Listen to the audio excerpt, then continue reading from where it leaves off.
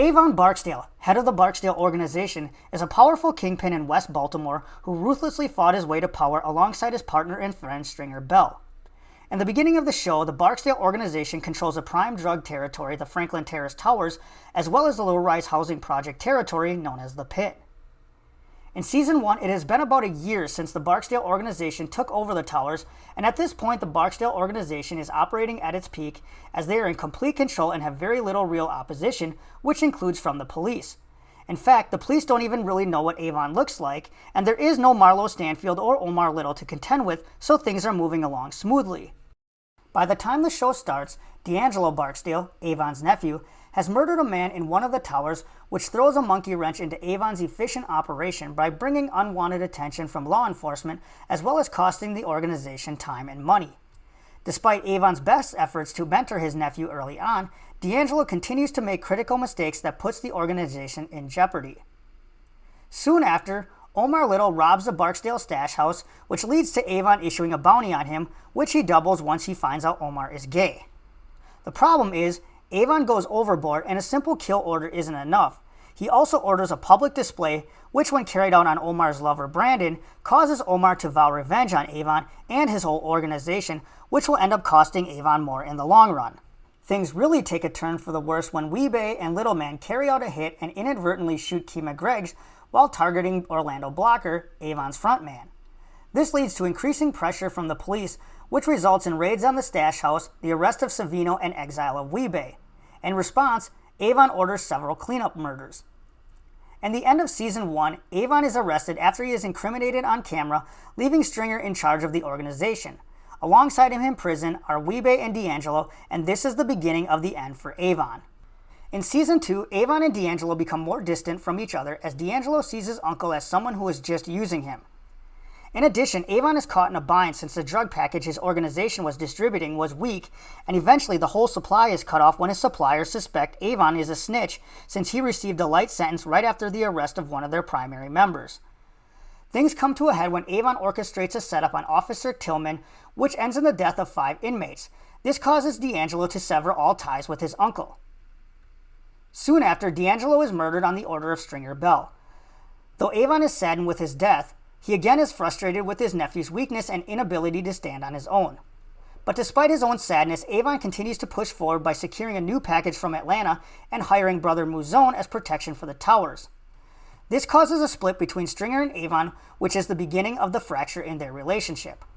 While Avon had hired brother Mouzone and refused to accept Proposition Joe's offer, Stringer both set Omar after brother and covertly agreed to partner with Proposition Joe.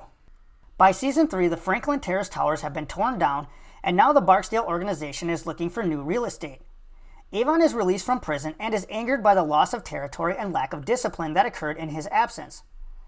After being hit in a gunfight during the escalating war with the Stanfield organization, Avon is dismayed that all of the good muscle has either left the game entirely or gotten locked up. Slim Charles tells Avon that Cuddy, a former soldier who was locked up with Weebay and Avon, will work out as muscle, so Avon tells him to go out and find more muscle and get ready to take back the corners they lost to Stanfield. When Cuddy fails to assassinate a Stanfield soldier, he tells Avon the game ain't in him no more, and Avon almost jealously lets him walk away. Soon after, he returns to Avon and asks him for a donation of $10,000 for his boxing gym, in which Avon gives him $15,000 after laughing over the amount of work Cuddy did to ask for only $10,000. Eventually, the Stanfield-Barksdale conflict boils over, which causes Prop Joe to threaten to pull his supply of drugs if the war continues.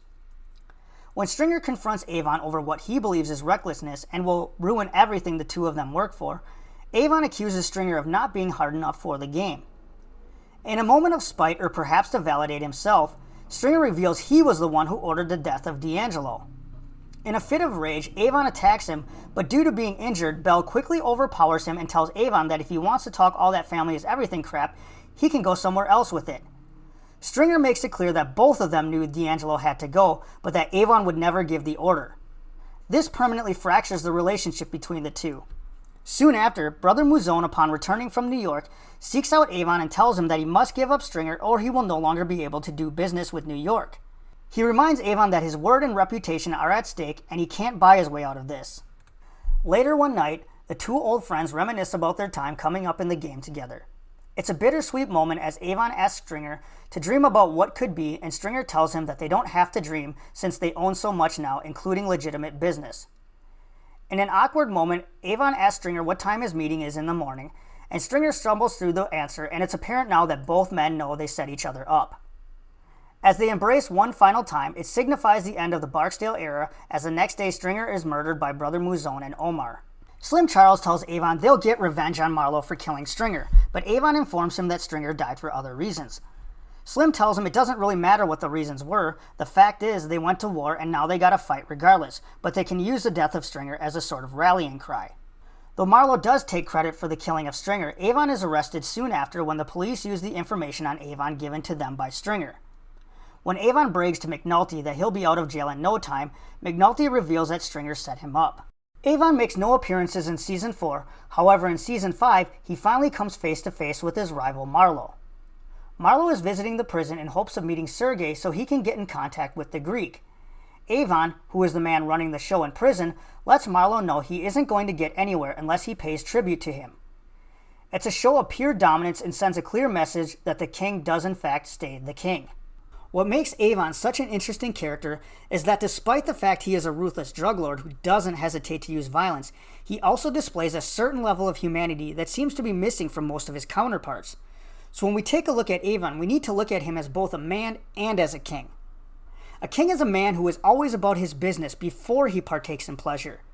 His first priority is to his purpose, and his second is to his kingdom. For Avon, his purpose is his family. The first time we meet Avon is shortly after D'Angelo's acquittal, where he is waiting the arrival of his nephew at Orlando's club. As soon as D'Angelo arrives, he's escorted upstairs and everyone else is dismissed, leaving Avon alone with his nephew. Rather than a celebratory nature, Avon reprimands D'Angelo for foolishly shooting a person in front of security in his own territory where he had support nearby. Soon after, in another scene, when D'Angelo is once again home after being in police custody, Avon takes D'Angelo aside at a barbecue and coaches him through the situation. We can tell a lot from both of these scenes. Avon doesn't wait until a better time to talk to D'Angelo. He doesn't sugarcoat things for him, and he doesn't give him a pass just because D'Angelo is family. We also see that this scolding comes from a place of mentorship. Though he is reprimanding D'Angelo, he's also teaching him. When D'Angelo laughs off the stunt with the security lady witness, Avon shakes his head and looks at him in frustration. It's not a look of anger, however. It's a look of frustration that says he's disappointed because D'Angelo doesn't seem to be getting the seriousness of the situation, and this is where the rubber meets the road. Remember, in that same scene, another Barksdale soldier, Marcel, had just been released from prison, but he was forced to stay on the lower floor and pay for his own drinks. Marcel wasn't part of the inner circle, so he stays on the outside. He wasn't worthy of the king's guidance. Being part of the royal bloodline carries privileges that others won't get. Before he lets him go, Avon, as he will often do, reminds D'Angelo that he's family, but by saying this, he's letting D'Angelo know that being in the family carries with it a responsibility and a cost. Avon was willing to do what he needed to do to get Dee out of jail and reinvite him back into the fold, but D'Angelo had to make it right. Royalty isn't just sitting on a throne in a castle living in luxury, it is a burden, and Avon needed to remind him of the price. Finally, he embraces Dee and tells him it's all love, giving us the sense that he truly does care about D'Angelo and wants to see him successful. Now, in the scene at the barbecue, Avon is just another member of the family. He's wearing a cooking apron and is in the kitchen with the others getting things ready. He's not putting himself above everyone else, nor is he apart from anyone else. He's with his family, which shows once again that family is very important to him. When D'Angelo arrives, Stringer immediately makes a play at Donette, whereas Avon goes for D'Angelo's son and remarks that the kid looks like D'Angelo. What's interesting about this short interaction with Avon and the child is as he's handing the boy off to a relative, Avon says, "Be careful with my little soldier." Now it could be he's saying that in a sort of joking manner, but the way he says it makes me think that he really does see the boy as a future soldier in the family. It's almost like he's giving her an order as well. The boy is expected to one day be in the game, just like both Avon and D'Angelo were expected to be in the game. As D'Angelo said, it's just what they do. So for Avon, the game isn't just a power trip or a way to make money, it's a family affair. One of the most important scenes, arguably in the whole show, is in Season 1, Episode 5, when Avon takes D'Angelo to see his uncle, who is in a sort of vegetative state at a Maryland rehabilitation facility. As they walk in, Avon once again reminds D'Angelo of the importance of family. Avon takes a seat next to his brother and holds his hand. In a somber tone, he tells D'Angelo that seeing his brother like this scares him. In a sarcastic yet sad tone, he chides his brother for talking that street talk and thinking he was invincible. Avon says it's difficult for him to accept what happened because death is much easier to deal with. Being a gangster, he expects it. But with his brother trapped in limbo, there's no peace in that, for his brother or anyone else. He says, "See, the thing is, you only got to fuck up once. Be a little slow, be a little late, just once. And how you ain't gonna never be slow, never be late? You can't plan for no shit like this, man. It's life."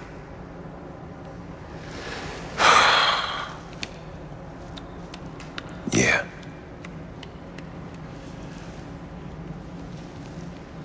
Scares me.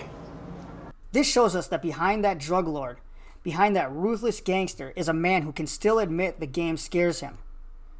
That no matter what you expect or what you do, life sets and follows its own rules. All you can do is play the game. But when you decide to play the game, you accept everything about it. The good, the bad, and the ugly. There's no room for in-betweens. It's like Avon was trying to show D'Angelo that when you have nothing left, all that remains is family. That's why you cling to your family and never forget where you came from.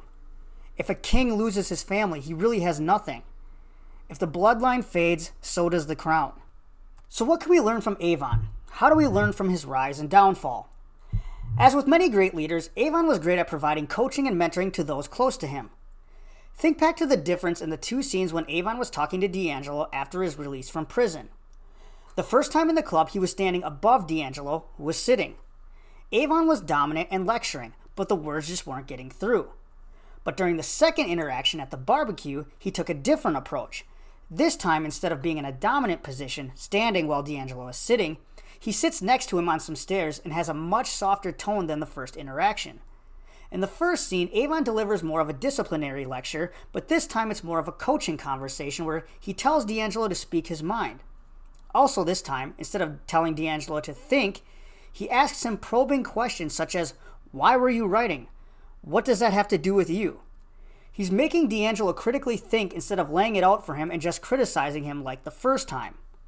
In Season 2, when Avon is in prison talking with Stringer about Brother Mouzone, Avon doesn't just tell Stringer he screwed up, he asks him why he questioned Brother about the shooting and then explains why that wasn't a good decision.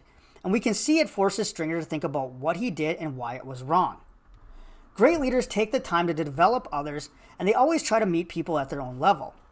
When they aren't being understood, they are the ones who adapt to get their message across. You can tell by the difference in reactions from D'Angelo that Avon got his point across the second time around. It's also important to note that Avon doesn't leave either conversation on a negative note. Both times he ends positively. As leaders, it's important to keep morale high and build people up when mistakes are made. Your feedback will carry much more weight if it's done in good faith. This is also a good reminder for us that as leaders, it is imperative that we take the time to teach, especially when it comes to getting the outcomes we want. So many people today that are in charge want to criticize or use a one-size-fits-all approach to leading their employees, but then they wonder why they're not getting the results they like. Avon had to use multiple tactics on D'Angelo, but he could also use a more forceful tactic with Stringer. Think of the people you're with. Some might be okay with a harsh tone, others may need a more soft approach, and others may need you to really break it down for them. Just remember, mentorship is not about people meeting you at your level, it's about you meeting people at their level and then elevating them. But Avon doesn't just limit his mentorship to those in his circle. He seems disgusted by people who don't demand respect. A good leader brings or tries to bring out the best in people, whether it's out of genuine concern for them or simply because they can't stand weakness. Think back to the annual East-West basketball game. During the game, the ref fails to call a foul, causing Avon to confront him. The ref immediately becomes scared and offers a redo of the possession, which further enrages Avon, who tells him that isn't how the game is played. Avon's rant then changes from a complaint about the missed call to berating the ref for not standing up for himself. It's another insightful scene because while Avon is talking about basketball, this same mentality carries over to the streets. Avon respects the game, and the game always stays the same. There are no do-overs and no place for people who don't want to follow the rules of the game. As leaders, we should demand the best out of people because we expect it from ourselves. Remember, the king's responsibility is first to his kingdom. The kingdom can't thrive if the people are on a different wavelength than the king. I had a professor in college tell the class once that a primary job of a leader is to elevate the people around them. The important thing to remember is that you need to do it regardless of how it benefits you. Avon respected the rules of the game to the point where he was willing to call out a person who was willing to sacrifice the game's integrity, even though it would be for Avon's benefit. Another lesson we can learn from Avon as a leader is just how important self-discipline is. Too often today we see politicians and bosses that hold to the philosophy of rules for thee, not for me. Avon doesn't do this. In fact, his discipline is one of the reasons he was able to stay off the grid for so long. Remember, the police didn't even know what he looked like, and the only way they were even able to get a picture of him was from an old boxing poster that Freeman happened to track down. In episode 9, Avon is at Orlando's club when he receives an emergency message from Omar masquerading as Weebay multiple times. When Orlando hands him the phone, Avon replies, "We got rules, right?" Now, rewind to the celebration scene in the basement where the Barksdale lieutenants, Little Man Stinkum, Weebay, and the strippers are all using drugs. When D'Angelo asks, "What about the rules?" Stinkum dismisses him saying, "Special occasion." It's important to remember that discipline starts with you as the leader, but if it isn't enforced down the line, it's only going to end up causing bigger problems, even if it's a small lapse. That drug use led to one of the strippers overdosing, which led to Chardine deciding to become an informant. Something that could have been avoided by following the rules caused major problems later on. Remember the movie Scarface and what Frank Lopez tells Tony Montana. Remember I told you when you started, the guys who last in this business are the guys who fly straight, low-key, quiet, and the guys who want it all. Chicas, champagne, flash. They don't last. The fact that it took a year for the police to even know who Avon was speaks to the way he carried himself. When the police finally see him and tail him, again we see how Avon is a step ahead of them. Like a king evading a checkmate on a chessboard, he not only loses them, but teases them as he drives by, letting them know he's onto their games. It was said Rome didn't fall because of the barbarians invading, it fell because it was destroyed from within. The same could be said of the Barksdale organization. Avon never shied away from what he was. After all, he plainly states that he's just a gangster, but he also knew that Stringer was right. The problem was, by the time he realized that, the chasm between him and Stringer had widened too far to be able to bridge the gap. In a sense, his own actions led a lot to the tension between the two of them. This is one of the biggest challenges for anyone in power. The way you gain power is much different than the way you maintain power. It's also much harder to stay on the top than it is getting to the top. Sure, violence and overpowering others works on the come up. There's a lot less risk, the expectations are lower, and there aren't as many hurdles to overcome.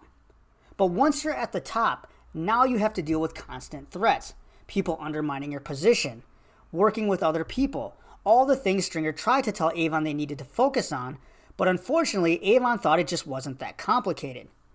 He thought what worked on the way up would also work to stay at the top.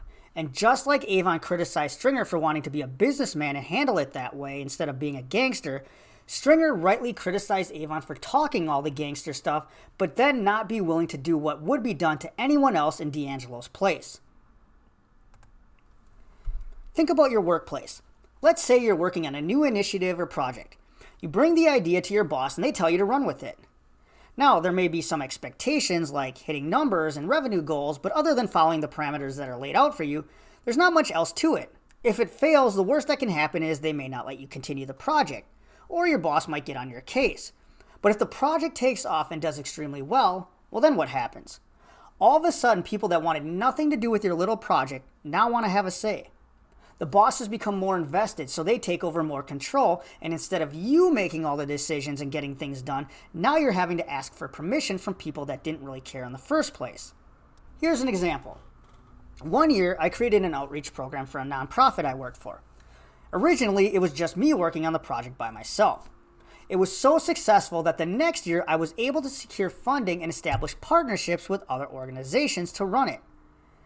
I thought it would be really nice having others to share the workload with, and it would be much easier to plan it that year.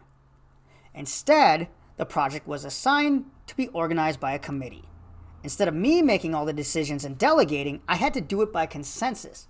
People that didn't show up the first year to help now wanted to give their input and share their concerns. I also had higher expectations on meeting certain benchmarks that weren't there to begin with.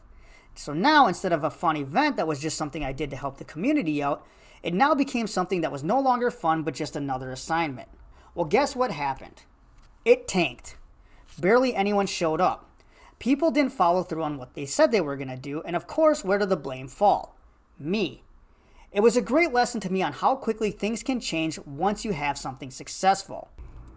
Along the same lines, it's important as leaders to put people in positions to be successful and have contingency plan in the event that things go wrong. When Avon went to prison, he set his organization up for failure. In a sense, it's difficult to place a lot of blame on Stringer for doing what he did. A good leader plans for things and anticipates them happening. They also make sure that the people around them know what to do so things can keep running smoothly. If a CEO of a company resigns or steps down for whatever reason, the business needs to operate the same way for an extended period of time until a suitable replacement can be brought in. In the Barksdale organization, with Avon out of the picture, they lost their support, their supply, and they had no specific direction. This is why a successful organization needs to be bigger than just the person at the top. Imagine if Apple collapsed when Steve Jobs passed away. Jobs may have been the figurehead of the organization, but he wasn't the entire organization.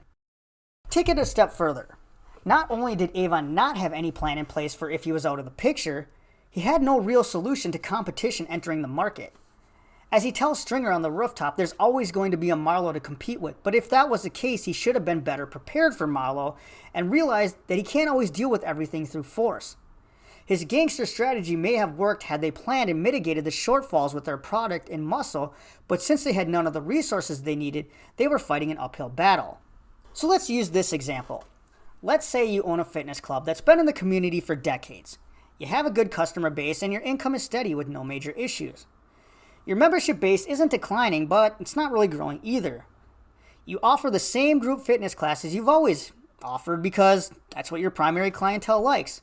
And since they're vocal about changes, you never really do much to change anything for fear of ruffling feathers. But now let's say one day a brand new fitness club opens up in your market. Immediately, your younger members jump ship for a gym that offers new equipment, a wider variety of options in classes and programs, and also a percentage of your loyal base also leaves because it's more convenient for them to get to the new location. Worst of all, some of your better staff leave for the new place because it pays much better than you do. So, what can you do? You're not going to be able to offer anything the new place can't. You can't cut your prices because your income has been stagnant for years. You could try to add some new programs to fill some of your gaps, but it's going to take a while for them to get up to the point they start making money.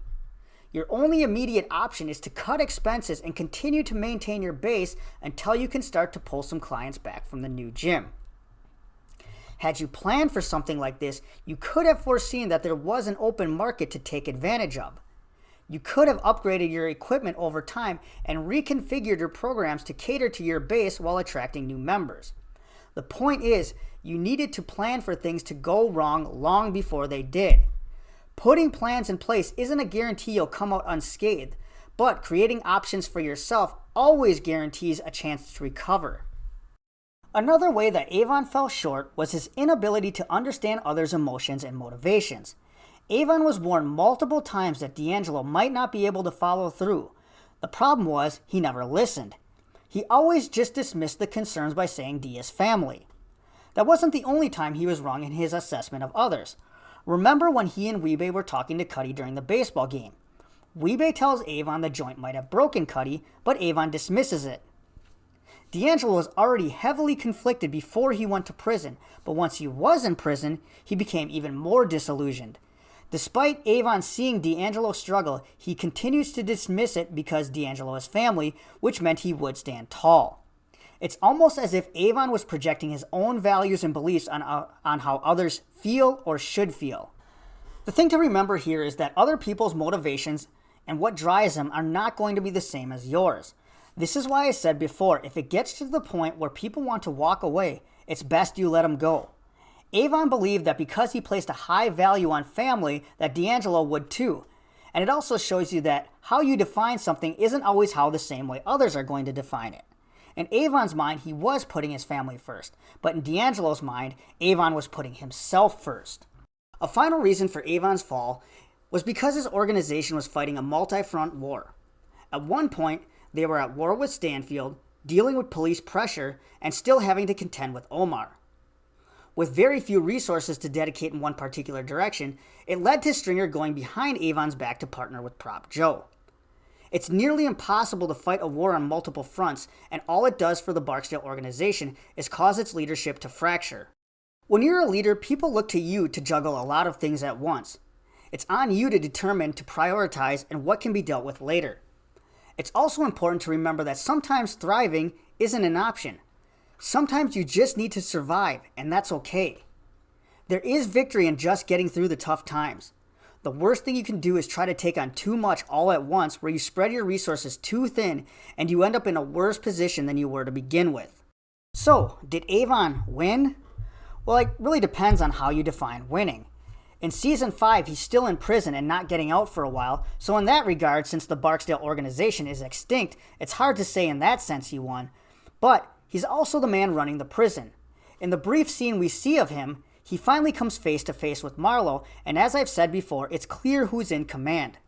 Avon already knows Marlo's whole plan and forces him to pay tribute if he wants to see his plan come to fruition. Also, by not showing any animosity and chalking up what happened to being part of the game, shows that he's not going to be thrown off by a setback. We see this multiple times throughout the show with Avon. He always chalks up whatever happens to being just part of the game. When he gets arrested, he just waits patiently with Stringer until the police come and then quietly walks out. When he's sentenced, he just flashes a cocky grin at McNulty. When you take ownership of the consequences of your actions, it's much easier to hold a confident position.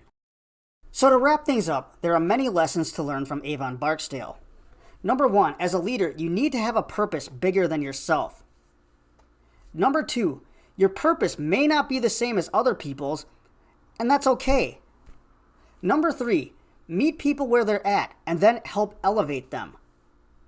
Number 4, people change, and with that, their motivations change. Learn to recognize that. Number 5, keep a low profile. The more you stay off others' radars, the more you can dedicate yourself to being on your purpose. Number 6, take ownership of all your actions. It will put you in a position of confidence.